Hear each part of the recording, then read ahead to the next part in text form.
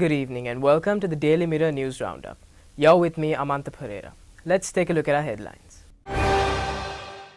Police arrest over 600 quarantine violators during travel restrictions. Cabinet approval for the vaccination of all public servants. 3 arrested over Puttalam UC chairman's death. Bahrain suspends entry for travellers from Sri Lanka. Department of Meteorology warns of a cyclonic storm. Hotline introduced for inquiries on essential services. Now diving into those stories in detail.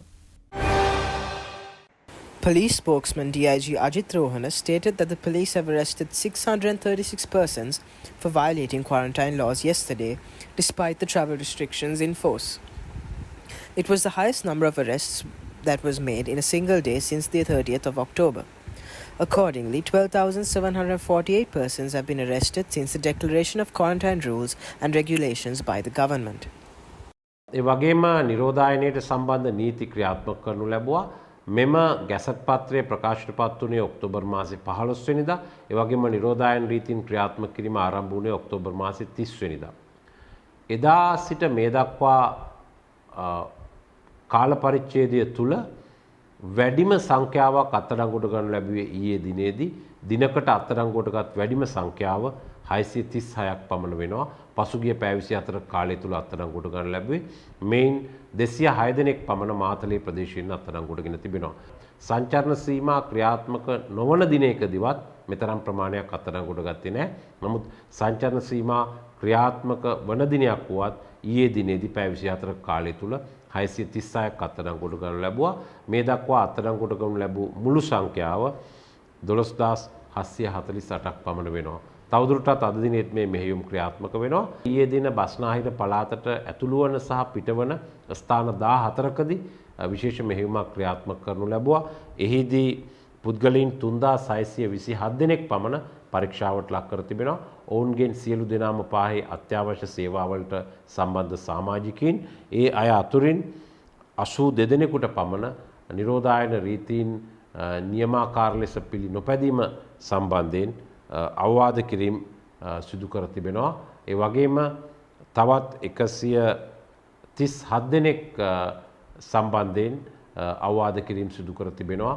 විශේෂයෙන්ම අදාළ වාහනවල නිසි පරිදි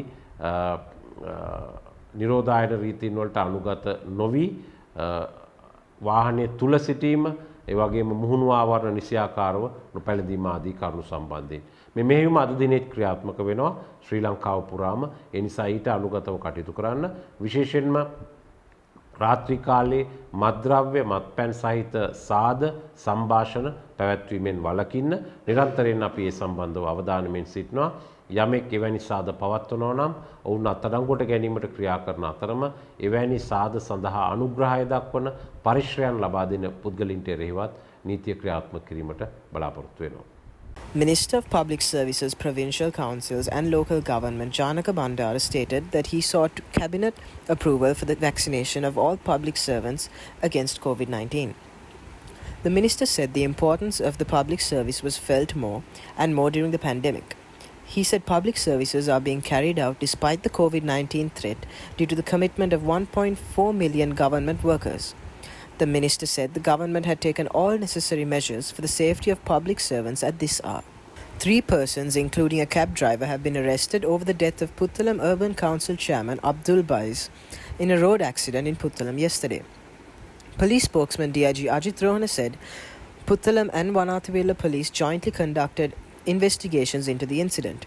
The DIG said the persons have been tested with breathalyzers test and confirmed that they had consumed alcohol. The chairman, who was on the back of the open cab, had been thrown out according to eyewitnesses.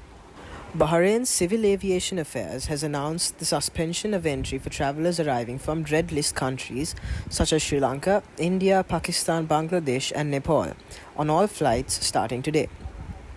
Bahraini citizens and residency visa holders are not subject to the suspension, but will have to present an approved PCR test certificate conducted no more than 48 hours prior to boarding and undertake another PCR test on arrival and on the 10th day of stay, reported Bahrain News Agency.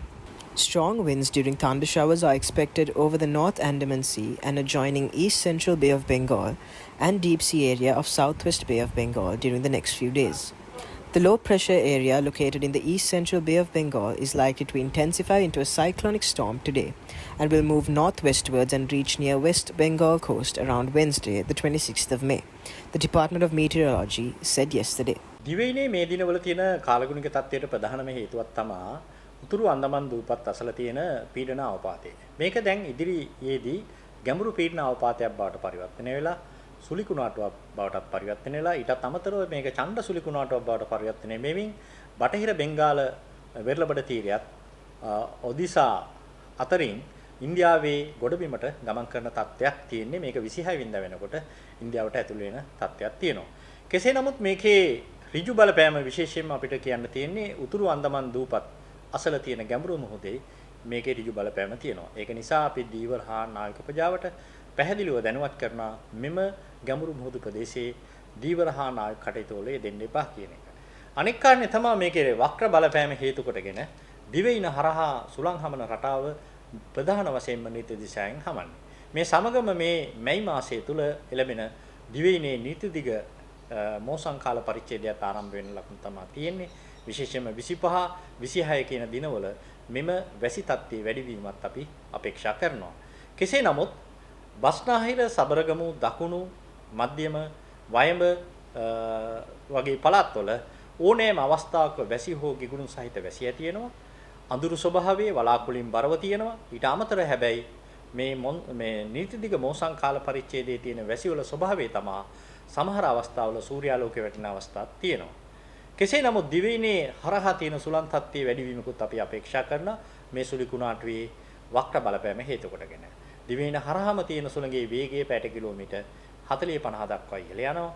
විශේෂයෙන්ම උතුරු මැද ඊට අමතරව වයඹ ඌව හම්බන්තොට වගේ දිස්ත්‍රික්කවලත් මධ්‍යම කඳුකරේ බටහිර බෑම් පැත්තේ සුළඟේ වේගය පැයට කිලෝමීටර් 50-60 දක්වා ඉහළ යෑමේ තත්ත්වයන් තියෙන්න පුළුවන්.